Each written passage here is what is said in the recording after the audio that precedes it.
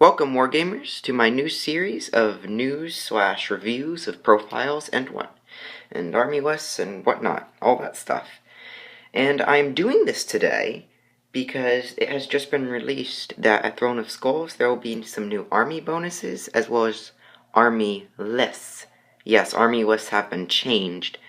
I'm not 100% sure whether this is just experimental so you can suggest to use it, or whether it's like the Iron Hills where everyone has to accept the experimental version of the rules, because when Iron Hills, the models were first released before There and Back Again, you had to accept the fact that these were the profiles that they had. So I don't know where that stands, but I'm going to start off with my first category, which is the Elven factions, which would be Rivendell and Lothlorien. So to start off with Rivendell, the army composition. This army may include Gil-galad, Elrond, Glorfindel, Lord of the West, Erestor, Elladan and Elrohir, Arwen, Lindir of Rivendell, Círdan, Gildor and Glorian, Bilbo Baggins, High Elf captains, High Elf Stormcallers, High Elf warriors, and Rivendell knights. So that means that you can get some things that were only previously available to the Elrond's household, such as obviously the Elrond. I don't know which Elrond profile. Perhaps it looks like they are probably getting all turned into one. You can get Lindir of Rivendell now. However, obviously some people aren't as interested in him as the Rivendell Knight Captains. The Rivendell Knight Captains are not actually here. I don't know if that's because they'll be updating the High Elf Captains to have the same profile, or if it's just to keep the factions semi-different. But the army bonus is as follows. Tengado o Haid Lathio e Filin. Whilst within 6 inches of the army's leader, models from this army may re-roll failed to hit rolls when making shooting attacks in a turn which they did not move. So obviously you can't play a skirmish game, and it has to be a pure army, and all that stuff. So I advise if you do try to run this pure, you might actually want to bring Lindir, simply because he does give resistance to magic, and it's a way to solve the caster shutting down Gil-galad problem. He's not the best, so I would still probably want to bring caster, but if you really want the army bonus, he is an option.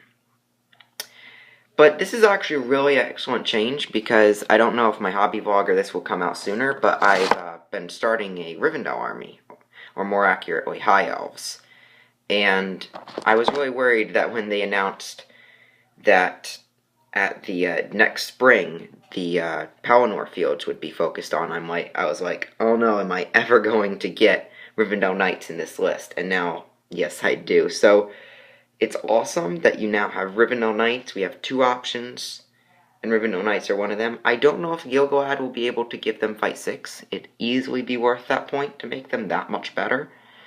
But, yeah, I mean, definitely want to put those in. There's one catch. You cannot have a full army of Rivendell Knights in the High Elf army, because there is because of the bow limit. There's no 100% bow limit for Rivendell Knights. It's only if you're doing Elrond's household, which still exists, I think, because there's nothing that says this no longer exists. So Elrond's household still exists, but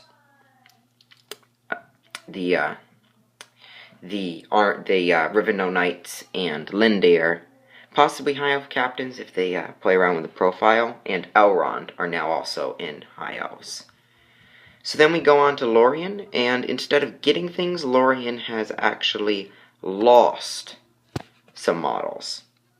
This army may include Celeborn, Galadriel, Haldir, Rumel, Galahidrim captains, Wood Elf captains, Galahidrim Stormcallers, Galahidrim warriors, Galahidrim knights, guards of the Galahidrim court, Wood Elf warriors, and Wood Elf sentinels. Note: no Legolas, no Thranduil. And so pretty much, yeah, they're out now. There's no such thing as Old Mirkwood anymore. It's just Lothlorien, not Lothlorien and Mirkwood, and there are no Mirkwood factions besides Thranduil's Hall. So, sorry to everyone who liked that Free Nature's Wrath. That's getting removed. Unless at further notice they change it or something. But as of now, it seems it's getting removed.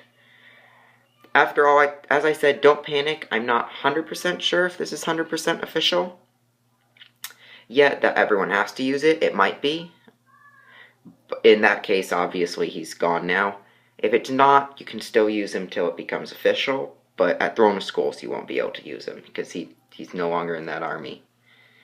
Army bonus. They say a great sorceress lives in these woods. Models from this army list gain the resistant to magic special rule. That kind of makes up for it, in my opinion. Even though this army doesn't use resistant to magic, I don't think, as much as armies with bigger heroes would, it's still really good, because, you know, everybody, even your warriors get it. So Sorcerer's Blast is going to have a time, Nature's Wrath, Compel.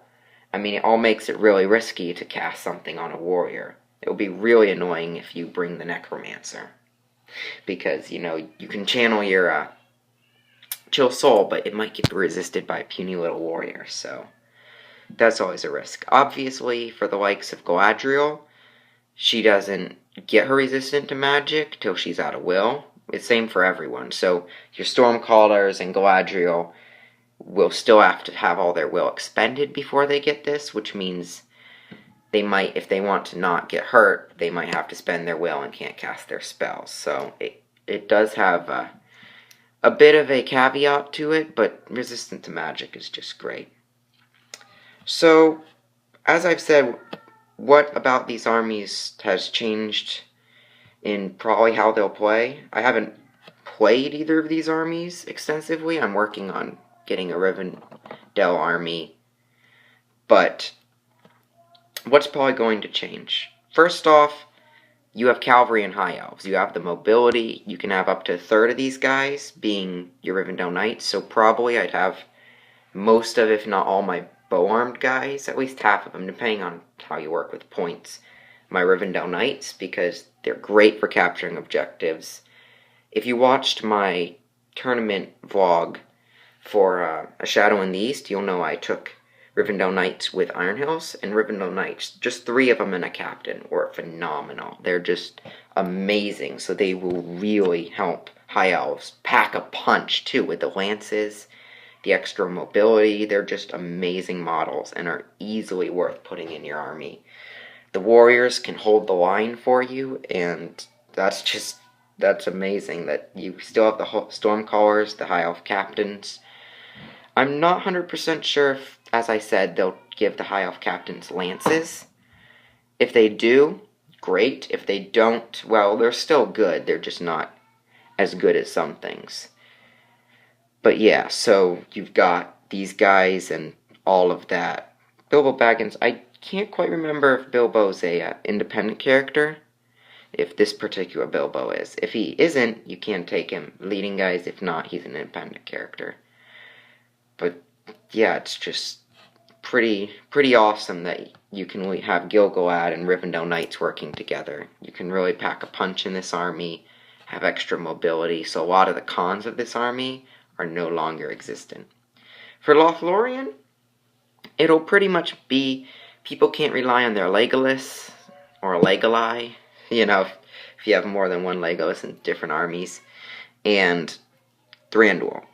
Now, you can still cast Nature's Wrath via Galhedrim's Stormcallers, which is obviously still very powerful when they do it, and you have your captains. You still have some great midpoint heroes. After Galadriel, which is an obvious choice, you then have Haldir and Rúmil, which are both great, and then you have the Stormcallers. If you want, you can bring Celeborn, because now because of the resistant to magic, he can not get constantly shut down, so he might work if you cast a couple of his spells and then are finished with his spell casting. He can just use his resistant to magic to shrug off magic, which could work very well for him, so he might be now a viable option.